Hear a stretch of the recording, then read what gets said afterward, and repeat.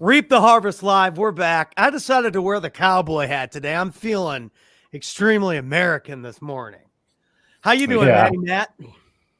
I'm doing great, man. I'm doing The great. We just energy bus. I already know where you're going with this energy bus thing because you've got to create energy. We talk about this a lot on the show, but Mhm. now more than ever, especially entrepreneurs, which we're shifting towards 2021 on this broadcast, is a lot more geared towards entrepreneurs and real estate. And if you're not in an energetic zone or an energetic state of mind or any of that kind of stuff, there's no way you can grow your bottom line. There's no way you can grow your business. There's no way you can help your employees make more money.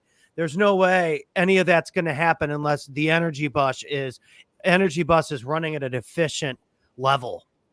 Yeah, John Gordon calls it the CEO is the chief energy officer. So it's pretty cool. Like, I mean, everyone controls their own bus. Yep. But I've even been kind of in that stage, right, where I gotta pivot. I gotta interrupt.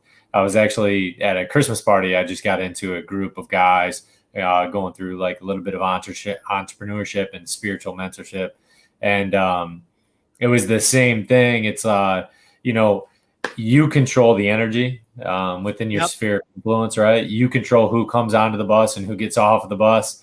And I'm reading this book, actually. It's called The Energy Bus. That's why I'm bringing it up. So if anyone doesn't follow John Gordon, follow John Gordon. He's a phenomenal guy. He runs Positive You podcast and Positive University. But the one main thing that I'm pulling out of this, I got a couple books I got to finish up before year end that we're piling in. But the main thing, is not self isolating, right? Is to create a good, solid core group of people around you that are going to see your vision. You cast your vision, and they're going to hop on that bus with you. And then you empower them to control their own bus, right? Because everyone's going to have their own bus and their own vision for both their personal and professional lives. So I thought that was like pretty important as I was reading through this book that energy is such a powerful tool, and you just want to maintain who's on your bus, who's going to be the energy vampires that they're going to take away and pull away from it, and how do you eliminate those, right? And then how do you cast your vision to get people onto your bus to keep moving forward? So we've got, I've brought on a few people. It's extremely stressful times. We're growing. We're doing things, but one of the main things that I try to pivot and I interrupt when things come into my head, like just how am I going to do this? I'm feeling a little overwhelmed. Deal flow might be a little bit light, whatever it might be. Is how do I interrupt that? Right? How do I interrupt that? Kick back the vision. And move forward. So going back to, I was actually on a long drive to go to this Christmas party like last Thursday, and we were talking about the same things. I was taking Doc and I were talking. We're just going through some stuff, and it was one of those things where you constantly in life have to have those interrupters that are going to come along the way. But how do you create that energy in motion, that positive energy that you're gonna cast, and you're gonna get those people on board with you? So Yep. how do you do it? If I could recommend a book, The Energy Bus is one of them. I'm actually finishing it right now. But reading has been huge to me. I mean, I'm incorporating reading into my diet, podcasting in my diet on a daily basis, just doing stuff, and then also realignment, right? What is the season for? And so for me, I find that seasonality, you got to pull away from things. You got to put fire on some other things. So you just have to make sure the seasonality is there too, of like how where's your area of focus, where are you going to grow. You might have to pull back on something to accelerate something in another area. So it's learning a lot, man, learning a lot, progressing. But yeah, that is true. It's so key to maintain that level of energy. And positive energy it permeates. It definitely creates a sphere of influence. And you just want to Right. protect it. Yeah. And even just providing solutions, like we were talking about, we were laughing a little bit about, what's going on. It's been crazy year with the virus, with the political scene, and with all this. And what I've noticed is that your own energy is going to help you more than anything else. If you're hanging on the fence, waiting for the steak to come off the grill, you're going to starve. You've got to have the energy to get up every single day and create some kind of opportunity. There's going to be obstacles. Things aren't going to go your way. People aren't going to keep their words sometimes, or stuff just falls through the cracks sometimes. A lot of the time. It's, especially in entrepreneur world, people have ideas one day and their idea changes the next day. No big deal. I'm sure people want to move into a house one day, they find a different deal the other day. That stuff happens too. So not everything is out to get you, but you've got to be out to get yourself to the next level. There's just no one's coming to offer you this magical hand that's going to pull you up to the next stage. It's like, it's done in the battle zone. You got to get, like, I didn't want to work out today. I just did it because I know I have to, or I'm just going to be annoyed and feel bad and not be at top of the energy spectrum. So those things are decisions you got to make. Accountability is huge, but without any energy, and you talk a lot about sleep too. If I don't get enough sleep, I got no energy. There is no better way to ruin your energy levels than to not get enough sleep.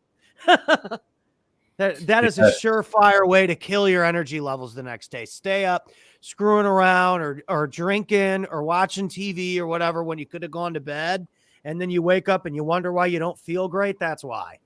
It's there. All these decisions compound and add up, and it either adds to the result you want or it takes away from it. Yeah. Sadly, that's the way it is. Yeah, sleep, breathing patterns are all key as far as breathing patterns. I was actually talking with my mom this morning about like kind of breathing patterns and how you create through that, right? Through sleep and breathing patterns, you create more neuroplasticity. And you just got to keep those things in mind, be a student, be a learner of just anything you can. I mean, for me, right. I'm super interested in kind of the body, the brain, and how everything functions together, even with the heart and breathing patterns, and how that the interceptor is the brain, through the central nervous system, and how, I take cold showers in the morning. I know I've said that a couple times, but you're savage. I'm not there yet. All you guys that are like cold showers are crazy. That's okay. Pat's with you. I'll get there. It sucks getting like into the shower, but it's amazing how you can control your breathing. If you can control your breathing patterns, how you can actually self-insulate your body. So the water actually doesn't get nearly as cold. It's wild what the mind can do, and through various things. But I mean, to stay on point, is the energy bus. And I would I'm trying to come back, right? This is my season of planning. I'm really trying to, I'm just really trying to figure out, how I'm navigating the waters, coming into the new year. It's been a great 2020. So I'm trying to plan all these things out, right? How we're navigating things, how we're going to accelerate, in Q1. What are we going to do? What are we going to do that's different? And how are we going to step up, right? Separation season, calling this the separation season. So, but how are we going to maintain that level of energy, and how to keep moving forward, right? And I'm constantly trying to build relationships, new relationships, existing relationships, build on those. But how do you do that? It's going to be keeping things in motion, keeping positive energies, surrounding yourself with the right people that are going to get on your bus and move towards that vision. So this life is interesting, but I honestly would say that take this week and really kind of plan things out, plan how you're going to attack 2020. I've seen a couple people say that, how are things going to change, coming new year. And the reality is we're going to be the beholder of that change. And Pat posted something this morning. Your best bet for a New Year's resolution is to figure out something and like start today, because you're going to already be in a state of momentum. Speaking of momentum Monday, come on. If you start today, it's the 21st, you have a 10-day head start going into the new year. By the time the first hits, you've already got 10 days on your side of this is what I want to produce in 2021. I'm going to start today. You're practically 2 weeks into your goal rather than starting sloggy or groggy or allowing yourself to set yourself up for taking a break New Year's Eve and then coming in hot in the new year. You got to have momentum. That's why we started calling this Momentum Monday, because it's like no matter what, we usually find a way to get these done on Mondays, and it sets the tone for the week.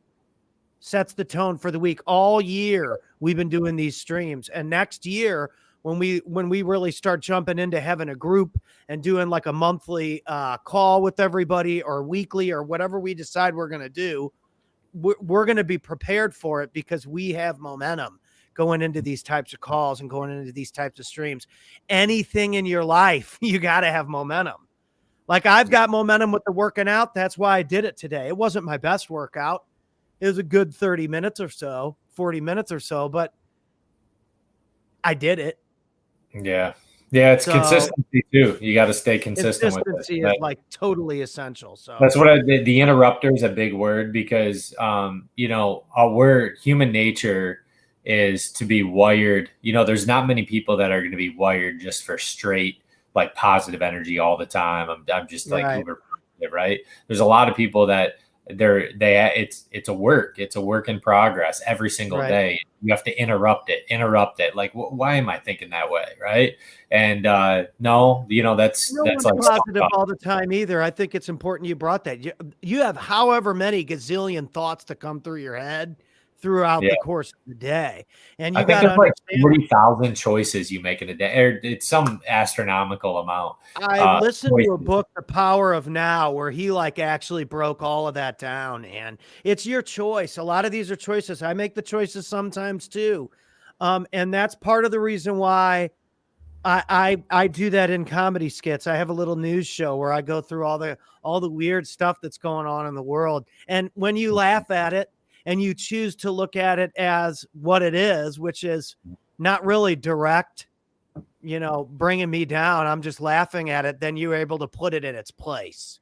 Yeah. But sometimes we see something or we don't like something or we feel something and we allow it to fester and it takes up all this time and it doesn't help us at all. We can't change it at all.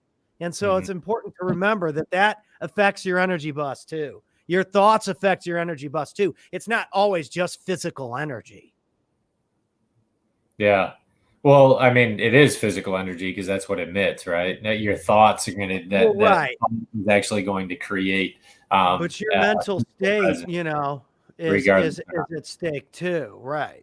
There's so many pieces to that. But yeah, man. Well, yeah, that's the encouragement I got for today. Yeah. That's pretty much what I got for today. Maddie's busy man this week. What do you got going on the real estate front this week? You said you got a busy day. Break it down. We got 1 minute breakdown. Yeah, well, we just got a bunch of LOIs submitted. We're obviously working on getting a few tenants in one of our strip malls. So that's a work in progress, but it's been a huge blessing to have. The one in Michigan? Yeah, so we got a strip mall in Michigan that we're working on. We're going to put a little bit of value add in that. And then we close tomorrow on a 167 unit in Augusta, Georgia. So that'll be good. We just have a few other things in our pipeline and that we're just kind of building on. So I'm just staying close to my team. Just got a few things I got to knock out. We're obviously prepping for year end. So we got to get our books and our taxes and everything in order so that we can get everything done there. So it's just busy, man. It's busy. It's crazy. How this year is coming to an end. It's wild. It's really wild that it's already 2020 is over with, but it's been good too. So we just want to make sure that we're just locking things down at year end. And we got a little bit of just a little closing today, hopefully. So you know how those things go. So hopefully the closing goes through today.